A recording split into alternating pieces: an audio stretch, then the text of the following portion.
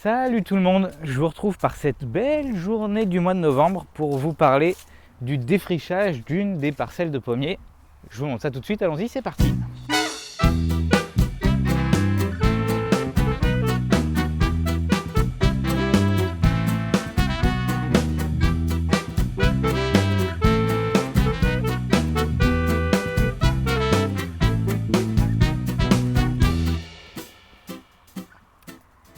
Alors, le point sur la situation.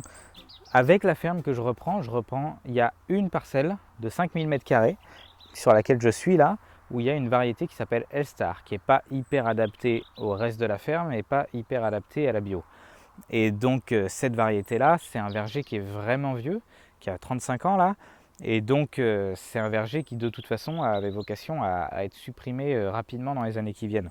Donc mon prédécesseur sur cette parcelle, il s'est laissé envahir volontairement. Le problème, c'est que moi, je suis en train de m'installer et donc il y a des parcelles qui ne produisent pas encore et j'ai vraiment besoin du maximum de pommes.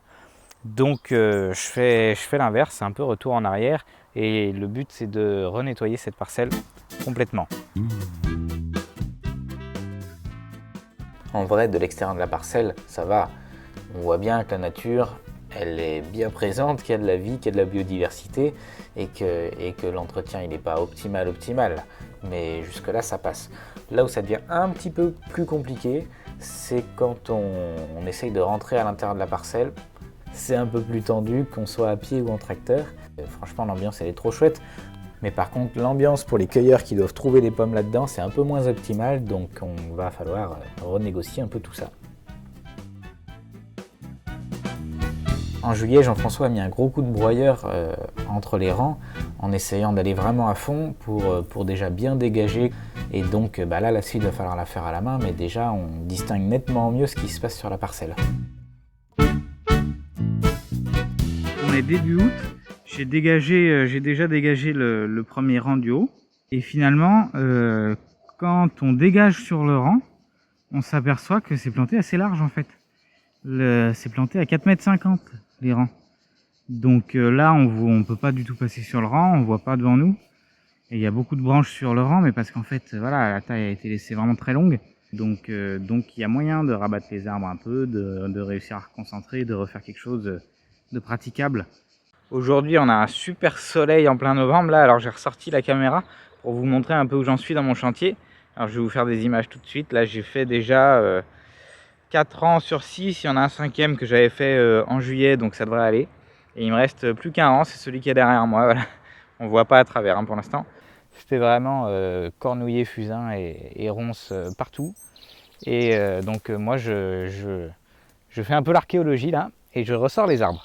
C'est la partie qui est faite où on voit bien à travers quoi. On voit les arbres. On peut voir d'ailleurs que ce que je me suis aperçu en coupant et que je savais pas, c'est qu'il avait coupé un arbre sur deux en fait sur les Elstar. Donc les Elstar ils sont espacés de 5 mètres puisqu'ils étaient plantés en 2,50 sur 4 au début.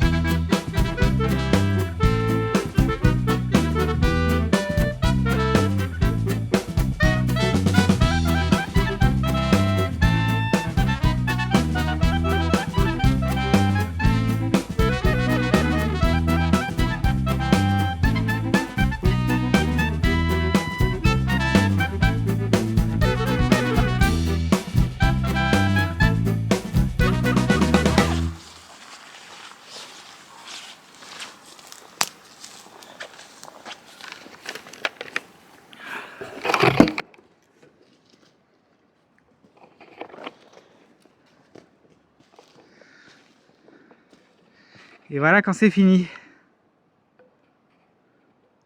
Donc on a retrouvé 3 arbres. On a retrouvé 3 arbres parce que là, il y en avait un qui avait été coupé à la souche. Et qui repart. Donc comme moi le but c'est de sauver la parcelle pendant quelques années supplémentaires, je vais le garder, il n'y a pas de raison. Donc voilà, ça me fait un arbre de plus ici. Et puis juste après, il y a l'irrigation qui commence. Donc il faut que je change aussi les piquets d'irrigation qui se sont cassés la gueule. Faut que j'en change une partie. Et puis surtout, quand je coupe, faut que je fasse attention à partir de là. Faut que je fasse attention à l'irrigation. Et ça ralentit vachement. Je sors tout des rangs pour pouvoir tout mettre sur l'inter-rang. Et puis je passerai avec le broyeur, avec le tracteur, pour tout broyer ce qui est entre les rangs. Ici, on peut voir le houblon sauvage. On a énormément de houblon sauvage chez nous et si on ne suit pas bien correctement les arbres, ça envahit tout très très vite.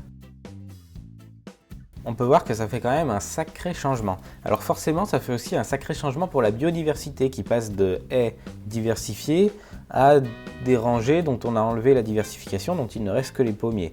C'est un peu la contrepartie d'un agrosystème. L'objectif de production, il n'y était plus vraiment, donc en revenant, forcément, on repasse à un agrosystème qui est un peu moins diversifié.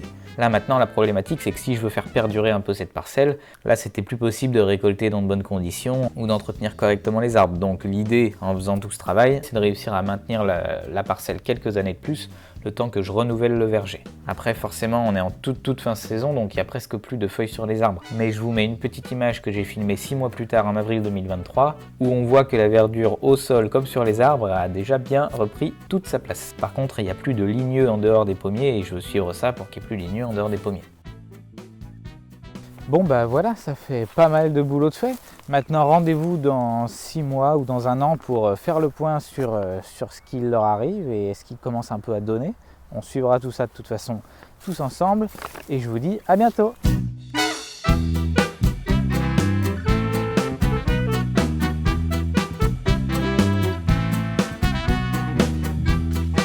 J'ai mis la chaîne dans le mauvais sens. Il se passe rien forcément. Bon, bah, je vais retourner la chaîne.